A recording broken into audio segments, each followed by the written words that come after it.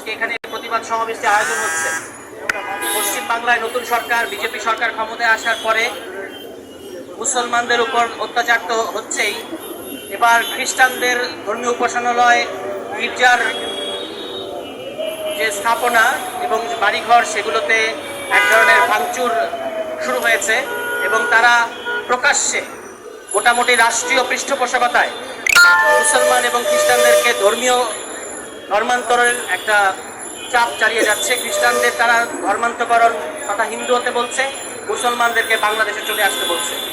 আমরা এই ঘটনার তীব্র নিন্দা জানাই এবং আমরা মনে করি যে এরকম একটা সাম্প্রদায়িক শক্তি যারা ভারতকে ঘোষিতভাবে হিন্দু রাষ্ট্র বানাতে চায় এবং এটা বানাতে গিয়ে তারা গত শতাব্দীর 40-এর দশক থেকে যে কথাটা বলে আসতো যে এটা হচ্ছে হিন্দুদের একই সাথে পিতৃভূমি এবং পুণ্যভূমি, কিন্তু মুসলমান এবং খ্রিস্টান তারা ভারতে তাদের জন্মভূমি হলেও এটা তাদের পুণ্যভূমি না, সুতরাং তারা ভারতীয় নাগরিক না।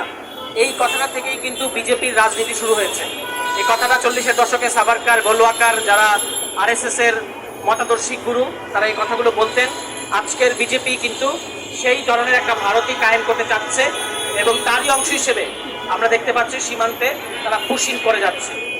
আমরা বাংলাদেশের তরফ থেকে স্পষ্ট বলতে চাই এবং আন্তর্জাতিক কমিউনিটির দিকে দৃষ্টি আকর্ষণ করতে চাই যে ভারতে এই মুহূর্তে যে সাম্প্রদায়িক শক্তি সংখ্যালঘু সম্প্রদায়ের উপর নির্যাতন চালিয়ে যাচ্ছে, এ ব্যাপারে আপনাদের স্পষ্ট পদক্ষেপ আমরা দেখতে চাই এবং তাদেরকে সুরক্ষা দিতে হবে। কারণ আন্তর্জাতিক মানবাধিকার আইন অনুযায়ী যে কোনো ধর্মের মানুষ, যে কোনো জাতির মানুষ, তাদেরকে মৌলিক মানবাধিকার নিশ্চিত করা এটা আন্তর্জাতিক সম্প্রদায়ের একটা দায়িত্বের মধ্যে পড়ে।